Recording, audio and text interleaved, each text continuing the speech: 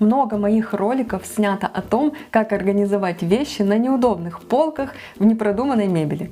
Но сегодня мой выпуск для тех, кто только планирует заказывать кухню.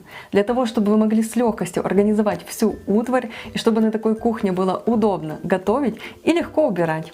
Поехали! Для того, чтобы использовать пространство по максимуму и не оставлять полки полупустыми, хорошо, когда есть дополнительные отверстия для того, чтобы регулировать высоту полок.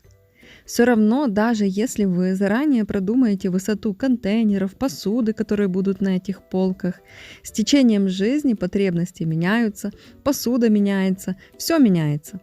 Поэтому очень удобно, когда вы в любой момент можете на раз-два изменить положение полки. Если производитель мебели этот нюанс не предусмотрел, то вы можете попросить у установщиков, чтобы они во время монтажа просверлили вам пару дополнительных отверстий. А если вам не нравятся эти дырочки, то можно их закрыть заглушками.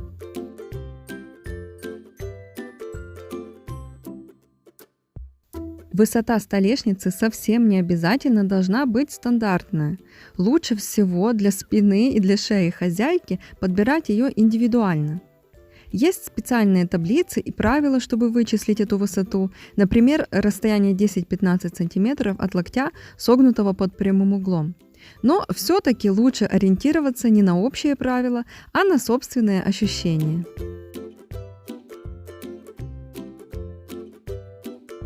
Хранить вещи в выдвижном ящике намного удобнее, чем просто на полке. Вы можете вытащить его вместе со всем содержимым, видеть одновременно все, что у вас есть, легко, беспрепятственно достать любой предмет из глубины, ничего у вас не затеряется, не забудется и не нужно будет приседать, чтобы что-нибудь достать. Поэтому постарайтесь спланировать побольше выдвижных ящиков. А если это будет невозможно из-за конфигурации мебели или из-за ограниченного бюджета, то в принципе выход есть. Потом можно будет подобрать корзины по размеру полок, и они сыграют роль выдвижных ящиков. Это, конечно, не так удобно, как ящики на направляющих, но гораздо удобнее, чем вытаскивать все содержимое, чтобы добраться до того, что стоит в глубине.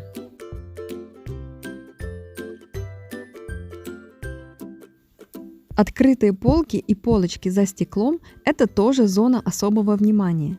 Так как там все на виду, нужно будет более тщательно поддерживать порядок и выбирать наполнение. А на открытых полках еще и собирается много пыли. Поэтому, если вы не готовы постоянно там наводить красоту, если вы за простоту уборки, то лучше от них отказаться.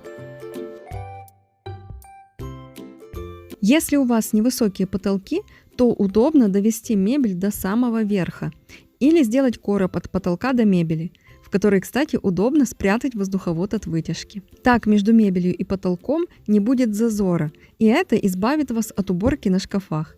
Ведь кухонная пыль такая специфическая, жирная, прилипает, наслаивается, и отмыть ее не так-то просто. А если это не представляется вам возможным, то сразу положите на шкафчики коврик, бумагу, пищевую пленку, чтобы потом можно было без проблем снять их вместе с налетом.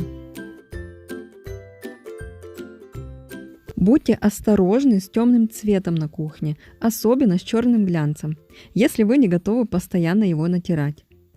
Многим светлые цвета логично кажутся более маркими, но здесь все по-другому. Уход за светлой варочной поверхностью или фасадами будет намного проще. А на черных и особенно глянцевых поверхностях видна каждая пылинка, каждая царапинка, каждый отпечаток пальца.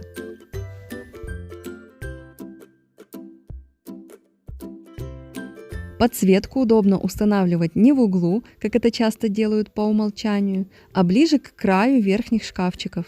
Так свет будет направлен прямо под руки.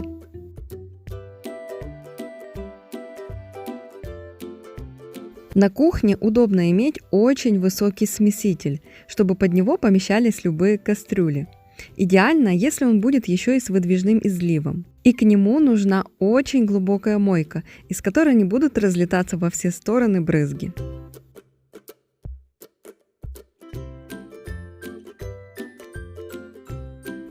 Качественная фурнитура – это очень и очень важно. Если ящик заедает, гремит, выдвигается не до конца, а дверца отваливается, то вы каждый день тратите свое драгоценное время и силы на борьбу с этим. Поэтому здесь лучше не экономить. Если бюджет ограничен, то хотя бы скомбинируйте. Можно выбрать ящики и дверцы, которые будут нести большую нагрузку, которые будут каждый день по много раз открываться. Там, где мусорное ведро, тарелки, кастрюли, и туда поставить более качественную фурнитуру. А на верхние и дальние шкафчики уже что-нибудь попроще. Так вы немного сэкономите и не будете потом мучиться и все это ремонтировать. А доводчики не только обеспечивают комфорт и тишину при закрывании, но и продлевают срок службы фасадов и петель. Осваивайте онлайн-планировщики мебели. Они есть в бесплатном доступе на сайтах IKEA, Leroy Merlin и на многих сайтах компаний, которые занимаются изготовлением мебели. Я вам оставлю на некоторые из них ссылки в описании. Конечно, без специальных знаний будет сложно создать настоящий дизайн-проект, по которому уже можно делать мебель. Но там вы можете самостоятельно поиграть с цветом, с расстановкой бытовой техники и просто визуализировать свои фантазии.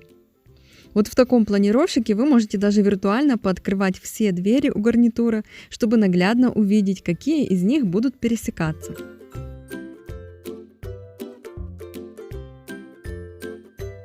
Нужно очень тщательно продумать заранее, что и где у вас будет находиться, чтобы те шкафчики, которые будут одновременно открываться, не находились рядом.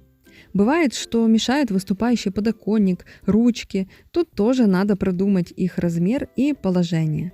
Иначе будут сколы, царапины, может быть неудобно пользоваться бытовой техникой. Например, если вы разгружаете посудомойку, то у вас должен быть свободный доступ ко многим ящикам, в которых стоит посуда, к мусорному ведру, чтобы очистить тарелки перед тем, как положить их в посудомойку. И вы должны иметь подход к раковине, а не дотягиваться через открытую дверцу, чтобы достать из нее грязную посуду. Особенно это актуально в угловых кухнях. Вообще угловая кухня – это то, чего лучше или избегать, или очень хорошо продумывать.